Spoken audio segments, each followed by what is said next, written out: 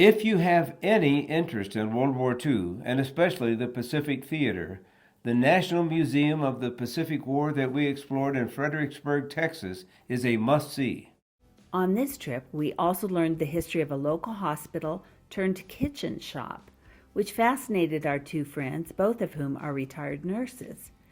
We then headed to Luckenbach, Texas, the tiny town made famous in a song by Waylon Jennings.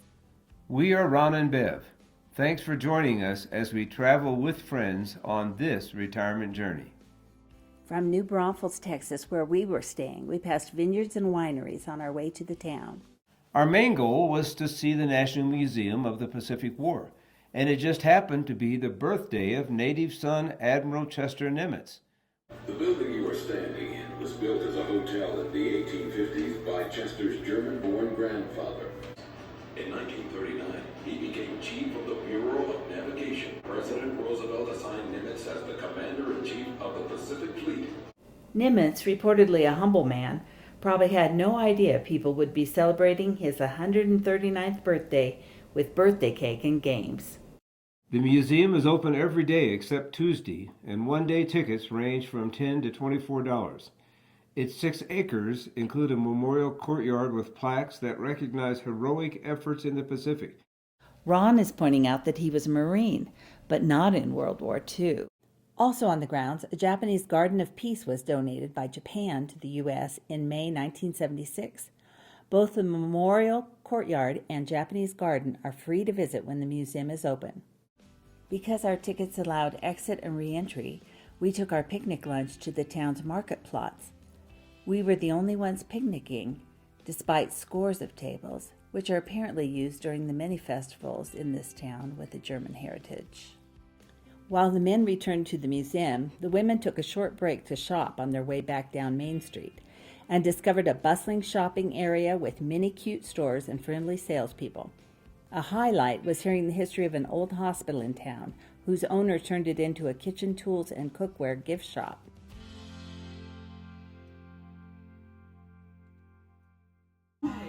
X-rays right here. So the 2 wooden floors are doctor's offices, small tiles examining, bathroom. Next is pharmacy. The kitchen was a lab. Outside the building and look up, you'll see a glass wall. That's where surgery was. This is the gurney. Oh my! Oh, look at the old wheels.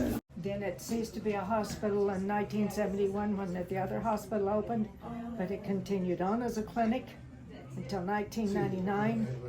Penny moved in here with us in 2000. It's still all original, chip floor, chip paint, and family owned. There in that room and another room over there was a patient room, and I think that one was also. Okay.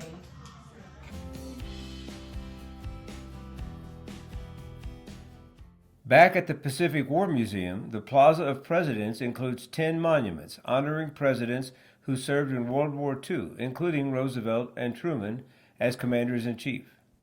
Inside the building, the George H.W. Bush Gallery highlights key milestones of the war. You could really take all day to soak in all there is to see, but you should probably allow at least 2 hours to get through the gallery.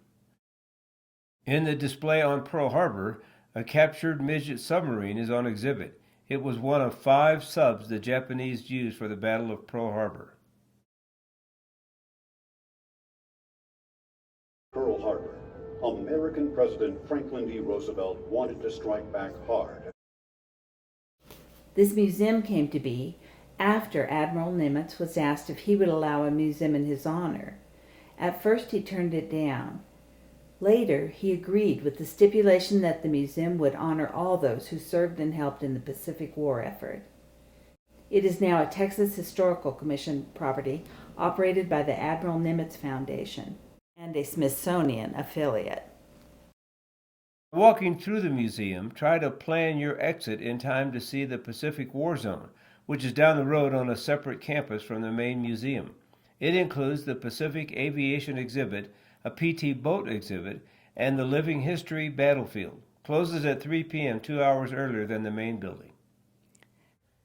After several hours spent at the museum, we stopped at a local place for ice cream. a favorite activity with these friends before heading to Luckenbach. With Luckenbach so nearby, how could we not stop? Although it reportedly has a population of 3, it certainly has its fair share of tourists. I like their town motto, everybody's somebody in Luckenbach.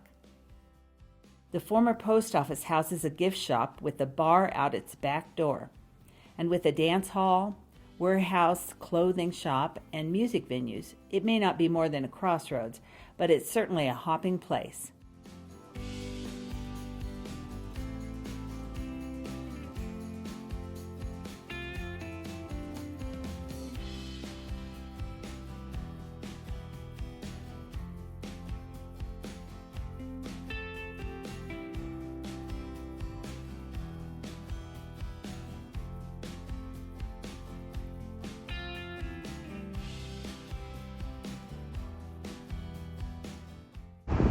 I think that has to be larger than life there, dear. Yeah, I think so. Or else he's the Nephilim of